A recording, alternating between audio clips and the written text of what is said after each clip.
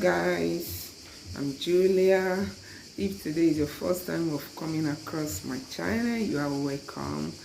And for my old cheers, I appreciate you all for always coming back to watch my videos. May God bless you. Okay guys, today I just feel like going into some personal issues. This topic I'm going to say today, it's not really because I want to say it. It's not really because I feel like, as in like I just want to put it out there. It's just because I just want to use it to advise some people. Like, I just want to put it there. Because for me, I keep wondering why people do these things. I keep wondering, like, why do a lot of ladies behave this way? So for that reason, I will be sharing part of my experience. Part of my experience I'll be sharing on this video. Okay guys, please just relax. You don't need to rush, just relax, get something, you're chill, just get something chill. We are in hot weather over here. I know Nigeria is always hot, even if we are in rainy season now. Every other places in America, it's still hot this period. So we can just get whatever we want to get and chill and watch this video to the end, and God bless you as you watch. Okay guys, you see, the major reason marriage is important, the reason union is important between a man and a woman, there are so many reasons that make it a good thing for people to get married before having children. There are so many reasons for people to have this unity, couples to have this unity before having children. Okay guys, I do see people, a lot of ladies, that gave birth out of wedlock. Some ladies just keep giving birth out of wedlock with different men. Like, I ask myself, I wonder, like, how do they really cope? How do they cope during the pregnancies? How do they cope during childbearing? I know a lot of us have friends, a lot of us have people that, anger. Okay, a lot of ladies, they gave birth to a child out of wedlock, and I wonder how they managed to carry on through the pregnancy, and how the childbearing, as in the labor process and every other thing. I wonder how they managed to get through that. And don't just one, they would do it the first time, the second time, they will just keep doing it.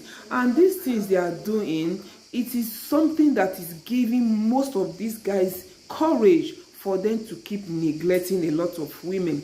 Because when they see somebody going through that, they don't even know if that is what that person wish for his or herself. That gives a lot of the uneducated ones the courage to keep neglecting women, to keep neglecting their children, because they believe everyone can do it.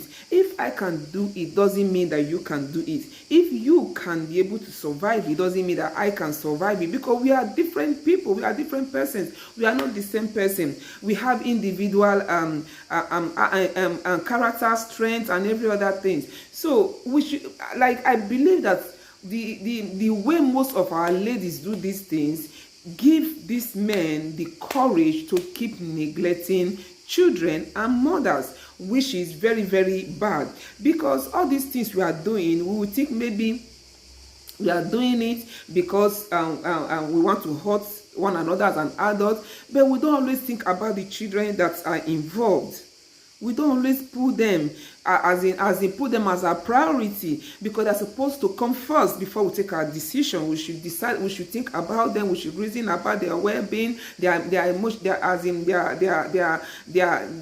life, their future. We should consider them first before taking decisions that have to do with our family.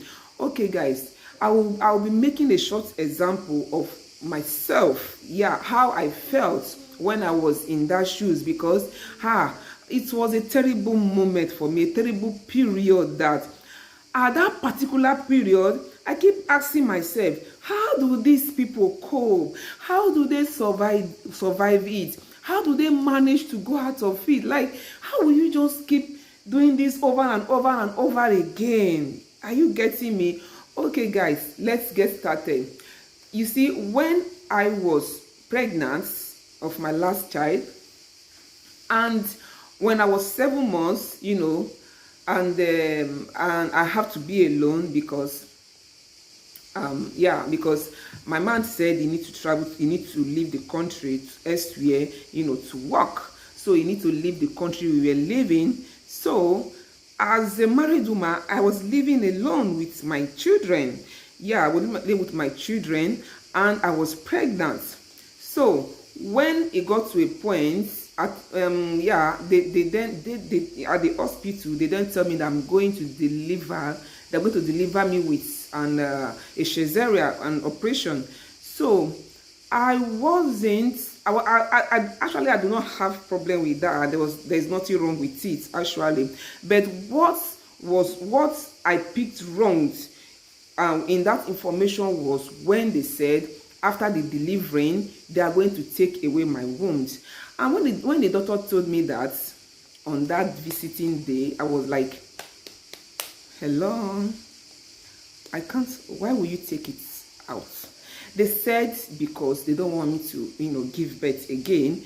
They just feel, that is why they feel like to take it. So I was like, hello, I am not contented with it. So then I tell them that as a married woman, I don't have the right to take my decision. I will table the issue to my husband, and he will give it. If he give his consent, I'm going to bring the paper back to them, because they gave me a form to fill and also sign to give them the consent to do that. After, during the cesarean, after taking out the baby, they're going to go on with their own operation, as in their own aims. Okay, so, and the doctor then tell me right there at that hospital that, excuse me, madam, even if your husband kick against it, they are still going to take it away. I was like, Kilele, what is this? Like, people came for me. Why will you come for me now? I don't understand. In me, I was like, in my mind, I was like, okay, maybe they see now. But I got to doing work. So that was it. They then book a date for me, the operation date. And during the whole process, because I never knew that the people that gave birth through cesarean, they normally have their process. They have their different process. They normally follow the process, a lot of process. Their process is just different from people that gave birth naturally. That's when they are almost due, they have their own process. So I followed all the process. I did all they asked me to do, and as I was doing that, I was hoping on God, I was praying, I was just believing for miracle to happen. And I told my sister-in-law then, I told her, I was like, Mama, look at what's happened, what all these people say. She was like, why they will talk so, may they leave her, they not come out time, but this, that, she's in Nigeria. So she was so angry. I was like, well, I know God will do in work. So I won't lie to you guys. See, giving birth is a decision. For me, is a decision. That is it. Me, I can't, for me, giving birth is a decision, because I told them over there in that hospital that day that if they see the gap the last child had for before this one, that's the one before the last one had, they will know that I took my decision now that I got married to have this child. So if I don't want to give birth, I can also keep myself. Just I want my body to be intact the way I'm being created. I don't want them tamper with my system, with any part of my system, you understand? So that was what I was kicking against, you understand? So, but they refuse. They want to do their own will. They want to do what they feel like is better for them, because definitely, that is not for me. So I keep hoping and praying and hoping God to make a way. where there seems to be no way. Hey, God Almighty. Oh, God, Baba Dada. And along the line, as we're waiting for the appointment date they gave to me, okay, baby came. So I started, my labor came, and yeah, it was late, around 7. Sorry guys, someone is calling. I need to take it off. Okay, it was late, around 7, around 8 p.m. Yeah, it was around 8 p.m. So I started having this contraction and every other thing. And even before then, I started already in the morning. I was feeling uncomfortable. So I started moving around, and when it got to a point, when I started losing the water, I was like, hello, bam, this is time. So I got my daughter's attention. So when I called her, I was like, baby, it's time. So I was like, she was scared. She was scared, like, mommy, what are we going to do? This, that. Like, I was, no, don't call anybody. Just be calm. I was in, minor pains, not that severe. So I was just roaming around. I was just going around in my living room, and my water was, pouring. And I keep expecting to have that sharp labor. So we were just here waiting, and she was scared. I asked her not to wake her siblings, and we just keep. I just asked her to wait, and the pains keep coming severe. And when it got to a point, I was like, at this point we have to call an ambulance. So she called an ambulance. She couldn't explain better. I collected the phone and I told her, I was like, yeah, I'm in labor, and every other information. And within some minutes they were here. Before the ambulance comes to my house, before they got down to my house, I was already down. Yeah, I was already down. I was living in a 3rd floor. I was already down, waiting for them to come. So when they came, they were like asking us, are you people that called us? We said yes. They said, okay, where is the woman? Is it 3rd floor or which of the floor? I was like, I'm the person. I was like, how do you get down? I told them that I crawled. I told them I crawled downstairs, from the 3rd floor. I just manage myself. I don't want, one thing about abroad is that when ambulance is around, they normally call attention of neighbors. So I don't really want attention of my neighbors, be that much. So I manage myself down, waiting for them. The energy just came from nowhere. Me, I am somebody that when I am in labor, I don't know anything. I don't know anybody. I don't have a single strength. I've never had a single strength whenever I'm in labor. But God make a way where there seems to be no way. Okay, guys. So, and that was it. They then took me into the ambulance and to the hospital. My daughter wasn't allowed to follow us into the ambulance, so I went with them alone. So getting there, they took me to the pediatrics, the labor room. Not direct to the labor room, but I was, where the maternity women had in the labor I was just there, waiting for the baby to arrive. So the labor started pressing, keep increasing, and I was there alone. My first time of experiencing all this alone. First time. It got to a point, the nurse was asking me, where is your hubby? I was like, he's not here, he's not in Italy. She was like, oh, Poverine, as in, poor you. You just have to be a mom and a dad at the same time for today. I was like, okay. I was there and everything, and and the miracle happened. After some minutes, I gave birth.